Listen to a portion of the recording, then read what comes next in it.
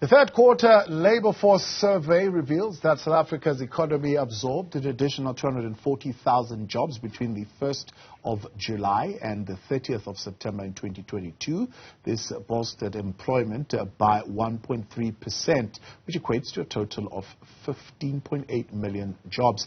This effectively lifts the nation from the world's worst episode of joblessness, leaving that an enviable position to Namibia and Nigeria. We are now joined by Isobel Frye, an Executive Director at Social Policy Initiative and a National Office Bearer at the Trade Union Federation Fedusa, Ashley Benjamin, to discuss whether these numbers can be sustained. Good evening. Thank you very much for coming into the studio. Good to have you with us. And Ashley, Ashley, good evening, and thank you very much for your time as well and coming on today. Isobel, let me start with you. If this number was the other way around, we would, of course, be lamenting that things are getting worse. Now it is going the other direction. It's 1%. We're saying, nah, it's not nearly big enough. Is it a reason for us to be hopeful that we are turning the corner of recovery?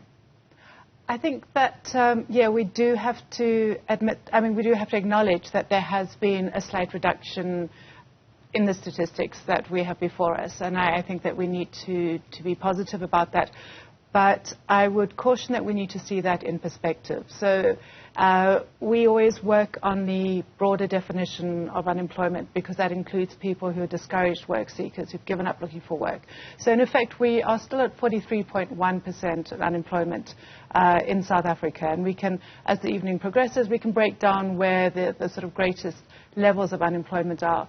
But I think just two things to say, which would be the caution in the optimism. Firstly, that we are basically back at pre-COVID levels, which even then we were looking at crisis levels of unemployment. And secondly, I would like us to focus on the comparison, the international comparison. Yeah. So at 43%, we are a huge outlier with the rest of sub-Saharan Africa, which is 7.6%. Arab countries are 11%, and that's the highest region in the rest of the world. So the rest of the world's unemployment stretches between 4% and 11%.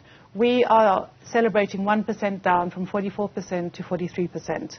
We still have a huge crisis on our hands, and how we deal with that going forward will determine the future of our country. So look at those 240,000 jobs so that we give context to it. Where did they actually happen? The majority of those jobs came into the manufacturing and the trade sections. So we can see that those are quite fluid.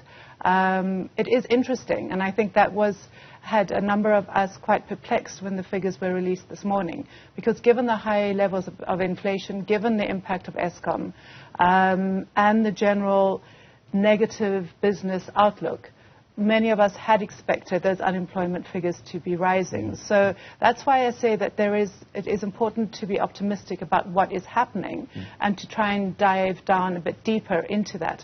But we do also need to look at the conditions of the jobs that are created, because just to have jobs for 3 months doesn't mean that translates to decent work. Yes. One of the column that I'm writing that comes out tomorrow actually looks at the at the link in the value chain between social grants and increases in the profits of the retail sector, and that's another sector that showed a slight improvement. So we need to recognize that the entire economy is linked. Yeah. What you do on one side of the equation certainly translates into the other, and we need to be looking to see, are we doing enough on the input level in order to generate the jobs outputs?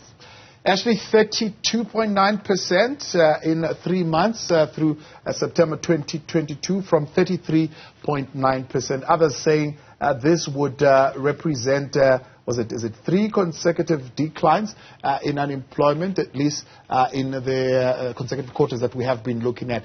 Is it an indication of a recovery in the South African economy? Well, good evening to you and good evening to the viewers. Certainly so. It's positive news indeed. It shows that there's a steady decline in the unemployment rate, which also ultimately means that, the economic recovery is slowly taking place within our country. And there is good news for jobs with all the challenges we have in our country. More and more young people, though, between that age of 15 and 35, still remain unemployed. In fact, if you look at the figures for those who are not economically active or in education or in training, that number could be said to be on the rise. Something that is not being done that should be done there. What is your view? I think what one also needs to look at is the methodology what we use to determine joblessness and the unemployment rate. I think there might be some valuable data that we are not collecting that may give us paint a different picture as to the actual employment rate. I mean, especially in the informal economy. I mean, there's entrepreneurship is big in South Africa. And I don't think we sometimes always take that into consideration when one determines a figure of joblessness. But I agree with you that more needs to be done with regards to youth unemployment. There's huge programs out there in terms of skills development, TVET colleges. A lot of businesses have learnership agreements in place. But we need to do more to get this huge pool of unemployed youth into employment for the stability and economic growth in our country. But a lot has been done as well by government. All is not doom and gloom. I think the positiveness of the 204,000 jobs created is a manifestation that we are slowly on the recovery route with regards to the economy. But equally, we must not lose sight of the jobs lost in the other sectors of the economy, like finances and the other one is private households and small numbers in mining and others. So one must also be mindful of those, and those are signs also of not of a stable economy currently that we're experiencing. Yeah. Out of those 204,000 jobs created, 123,000 are in the manufacturing, which recorded the highest number of job gains in Q3 of 2022. Do you think that number would have been even better, for example, if we were not dealing with issues of the energy crisis, but maybe even some of the global issues that we're dealing with as far as supply chains are concerned? Oh, definitely so. I mean, that number could have been much higher, and it's encouraging to see that manufacturing in particular has had the highest number of employment figures in the last quarter, because, generally manufacturing is labor intensive and it can create big amounts of jobs. Solely the problem that we face in our country is the unreliable supply of energy, electricity. It's a huge impediment to job creation and also investments. I think our president has done well with government in attracting foreign direct investment into our country. I mean, the figures and the stats speak for itself. But I think an impediment to growth and investment is the unreliable supply of energy through Eskom. We need to fix those SOEs that's not performing well, and there we need to deal decisively with the issue of malfeasance and corruption. Isobel, let's take those two questions. One in three young people aged between 15 to 24 are not employed or in education or in training. That must be really, really a concern. Unpack that for us. What are you finding there, and what is the challenge? I think you're right. I mean, youth unemployment definitely is a crisis, and we need to be paying attention to that. In fact, if you look at the unemployment rather than the NEET, the not in employment, education and training, the figure is 70% in the age group 15 to 24. Young people are not employed, and those are not people who in education. So the question is, how are we going to get people into the labour market? But I was looking at the next age cohort, because you would understand if the greatest noise, if the greatest challenge was in that first age cohort, 15 to 24. But if you look at the age group 25 to 34, so that's the next age group up, not in employment, education, or training, you've got 5.5 million young people. Sure. So those are people who really should by then have gotten a stable job, should have been able to start a household, start a family, and start to reproduce the labour market. So we're seeing in effect an ageing cohort of skills up to the next age cohort of employed people, and this gap is just going to continue. That is for us the real concern is how do we ensure that those people retiring are actually reproducing those skills onto the people who are coming in, because people are not coming in. I think is there a way, sorry, let me jump in there. Is there a way of knowing that that particular group, are they sitting with skills that are required, or are they sitting with no skills? Hence, they are not being able to be absorbed into the labour market. As Ashley was saying, there are some challenges with the data. But I think if you just look to the employment, the education levels of the unemployed, I think there we find cause for concern as well. Amongst the unemployed, 51.5% do not have matric. So more than half of people who are unemployed have not finished secondary school. And 38% have matric. So it's basically 89% of the unemployed don't have more than matric. Then you go to people with tertiary education, and we see a significant difference between people who are graduates from universities. 2.7% of the unemployed are university graduates, and then 7% are other forms of tertiary. So there's a distinction in your return on employment. But I think it's important to note that of the unemployed, we have high levels of undereducated people and skilling. But it's also, we mustn't make the mistake of saying that it is our levels of education that are causing unemployment. Our unemployment is structural. I mean, the shrinking sectors of the economy and the jobs that come through. If you look, for instance, at the discrepancy between the sectors of GDP and the employment that comes through there, Ashley was mentioning finance. So finance makes up 23% of the economy, but only 15% of jobs. So you see high-skilled, low-employment sectors that are growing in terms of their command of the economy, but a traditional employer such as mining, which takes up 8.5% of the economy, is only employing 2.6% of workers. So we need to be looking at where we grow the skills. And one of the things that I was looking at recently is, compared to other countries in Africa, our informal sector is incredibly low. So if you look at Nigeria, for instance, of those who are employed, 95% are employed in the informal economy, whereas our informal employment is much lower. So are there ways, I think of the 12.1 million people who are unemployed, we acknowledge that we're not going to create jobs, decent jobs overnight. So are there ways that we can start growing up economic activity from the grassroots up? So looking at those informal, the SMMEs, looking at supporting credit, but also market. But most importantly, and this is where our research comes in, looking at ensuring that people have disposable income. Because if you're trying to sell goods in poor neighborhoods, nobody's got disposable income, you don't have a market. So, and that's why for us the critical importance of social security grants comes in, not just to sustain the family to put food on the table, but to sustain the people who are selling the food and their providers as well. So there's an entire value chain that either can be stimulated or cut off, leaving people without any help. All right. Let's look at the other aspect then. The question of manufacturing. What are we producing? Why did manufacturing do so well?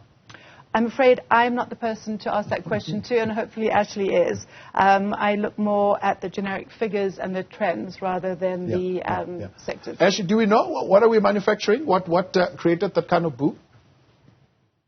Look, I think manufacturing is very, very key to any country and any nation's economic development and prosperity.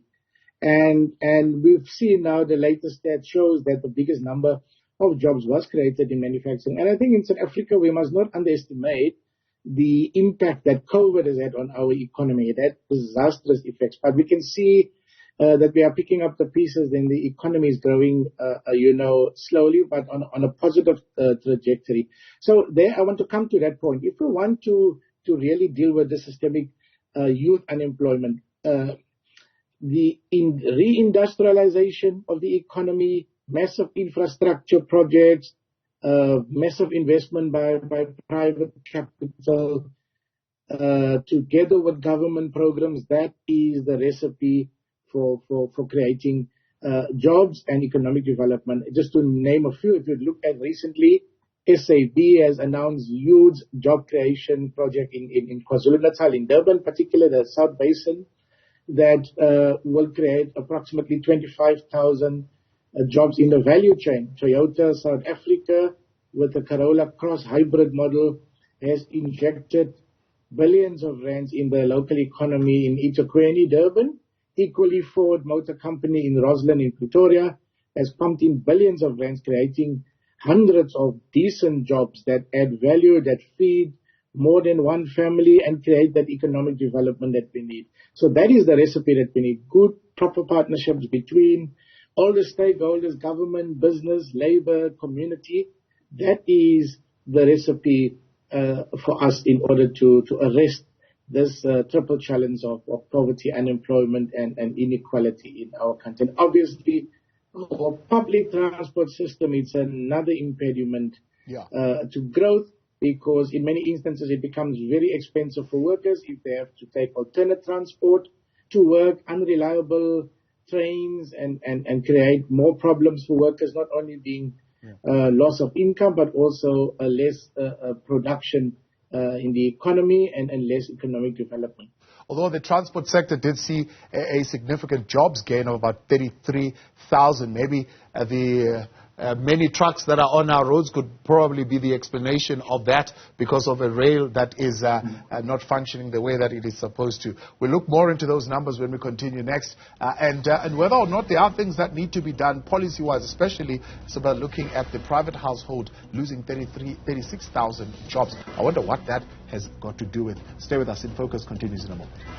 Back live tonight here on In Focus, still discussing the unemployment figures. The quarterly labor force survey released by Statistics South Africa looking into the third quarter of 2022, showing a slight decrease in unemployment of just over 1.3%, which means there are more people somewhat in employment. However, of course, there are still concerns around those areas that have lost jobs. And one particular area that has lost jobs is the private households, with 36,000 jobs there that haven't been lost. Is that linked to, suppose, the pandemic? A lot of people lost their jobs, and households are not able to create, I suppose, work as they used to, domestics and the work around the house and so on and so forth. Taba, I think that it is, at this stage, it's not a trend, and we need to keep our eyes on that. I mean, that's 3.2% of domestic workers. So for those people who lost their jobs, it's incredibly significant. We need to see whether this continues. But we also need to understand that private households actually employ 7.2% of people employed in South Africa. So it is still a significant employer. We know that domestic workers and agricultural workers received an increase. Well, they were normalized. They were brought up to the same level on the national minimum wage recently compared to other workers, because they'd been introduced on slightly staggered levels. So I'm interested to see that, for instance, agricultural workers, actually they lost a couple of jobs, but on the year-on-year trajectory, they gained jobs. So I think it's too early to link any causality there. But it does bring us to consider basically the situation of women, especially black African women, who constitute the majority of domestic workers. I mean, we know that black African women are the most vulnerable in South Africa, and they've got the highest unemployment rate. The question is, how do we ensure that as breadwinners for many households, they are supported? And I know that goes on to your next section of solutions. But I think we also need to be very mindful that there are still significant racial disparities in the levels of unemployment. Looking at those numbers, Ashley, black and colored communities still remaining largely the group overall that is unemployed. Yes, that is correct. And it appears that, the past is still haunting us. There is still African and colored communities that's predominantly the victims of economic suffering and exploitation. And it's really a cause of concern. But I just wanted to touch quickly on the issue of the private households. I mean, I agree with Isobel. It's not a very big percentage of losses, but the private households still employ a significant amount of workers. And I think the job losses there is indicative of the current economic climate that we are facing in the country. There's been recent reports of the over-indebtedness of the middle class in South Africa. And surely when the middle class is indebted, then they can't afford to meet their needs. Those are the issue of employment is normally the first areas where they look at, and domestic workers in particular is always the victims of that. So that it is a worrying factor as well, that the economic situation in the country, or the middle class in particular, who's been over-indebted and living largely on credit, it's another cause of concern for us, as labor and especially the stability of the country. From a labor and also, I just want to raise the issue of sorry, Ashley, let me just come in there. From a labor point of view, while we're still on that question, and from a policy point of view, Isobel already mentioned that part of the things that households complained about, for example, was the policy on the minimum wage, saying many households might not be able to afford that. Do you think it's too early to draw that conclusion?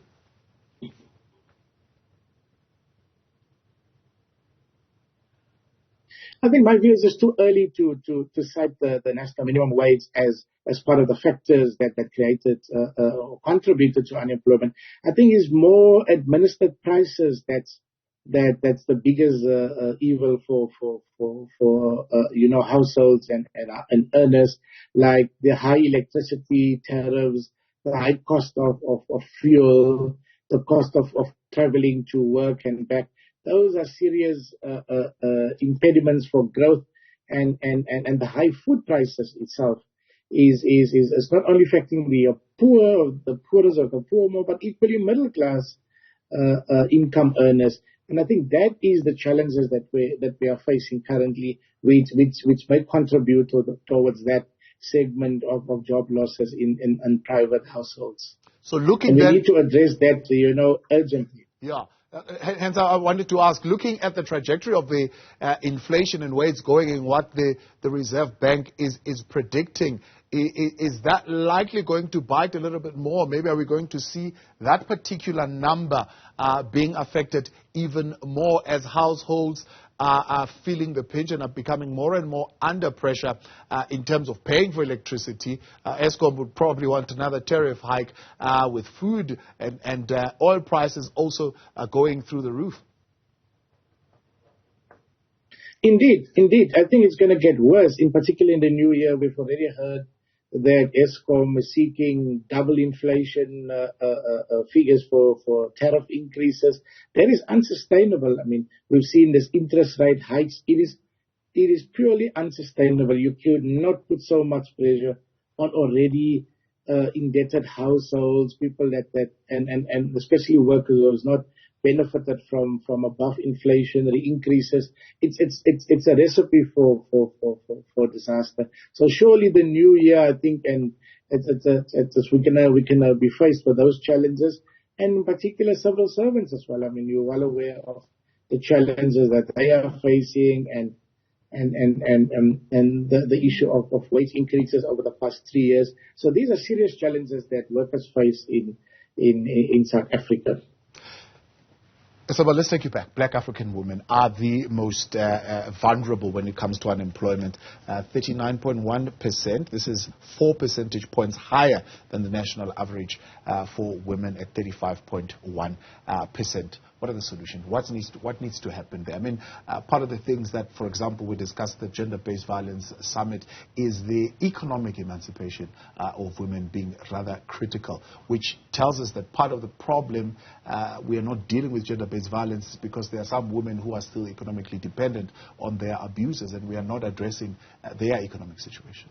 Absolutely. I think, Thabo, just to go back to one of the things you and Ashley were talking about, I'm a National Minimum Wage Commissioner, and I don't want it to be thought that I at all suggested that the increase in unemployment at households was due to the national minimum wage. I was saying that the figures are still too new for us to be able to draw any conclusion. I just wanted that to be said because it is an ongoing debate we have within the Commission as well. I think the situation of women in South Africa is a very precarious situation. You mentioned gender-based violence. We also know that in terms of employment and in terms of pay, what women in the workplace receive is significantly lower across all different levels of employment. One of the challenges that we have, I think, is how we look at distributing income. So if you look, for instance, at the provincial breakdown of unemployment, I am getting to answer your question, yes, don't worry. We can see that there's a significant there's a significantly high unemployment in the rural provinces. So if you look Northwest as well as exactly, and the Free State, one would say they've seen losses, but also KwaZulu-Natal. So Northwest comes in at 53%, Eastern Cape 50%, but what Stats SA brought out in their presentation today, which they find worrying, is the increase, the huge level of discouraged work seekers in the rural provinces. So discouraged work seeker is someone who's given up looking for work, which is often because there isn't work, or they can't afford to look for work. And what they show is that in Limpopo, KZN and Northern Cape, there's a more than 15% difference between the official unemployment rate and the expanded one, which is the discouraged work seekers. So that would suggest, and we know that skip generations exist in rural provinces. So working age people come to cities and metros, and older people and children are left in the rural provinces. So that would ask the question, what is happening there in terms of nutrition and income? I think one of the factors that we at SPY were concerned about 14 months ago was the fact that after the withdrawal of the first COVID grants, the caregivers grant in particular, women were denied access to the 350 Rand grant because they were on the books as being caregivers for that 6-month period. And so we have a strange situation in South Africa where women are only seen as rights holders if they are reproducing, but in their own right as people. Despite the constitutional guarantee of equality, it's almost as if they're invisible. And those are the kinds of things that we need to look at. If women have a significantly precarious and vulnerable situation, are there ways in which we can ensure not only that girl children stay in school, which we know that, as we discussed earlier, secondary and tertiary education is a sure indicator out of poverty in terms of mobility. So we need to be seeing that girl children are able to get to education, to university and other tertiary education. We also need to be looking at care work.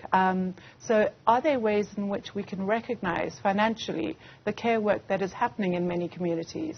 In many of the policy documents that are under discussion, there's a concept of having a permanent caregivers grant. So women who are looking after children and older people don't have to leave their children alone in the streets while they look for work. They're actually recompensed for socially looking after the children who are going to be tomorrow's adults.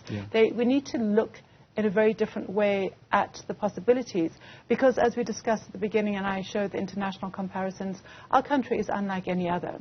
We can't take prescribed wisdoms from different countries, even the rest of sub-Saharan Africa, and say we're going to apply them here. We have to see what we have in terms of where people live. So what are we going to do with the rural provinces where there's such high unemployment and under manufacturing and reindustrialization that Ashley was talking about? Are there ways that we can develop hubs there?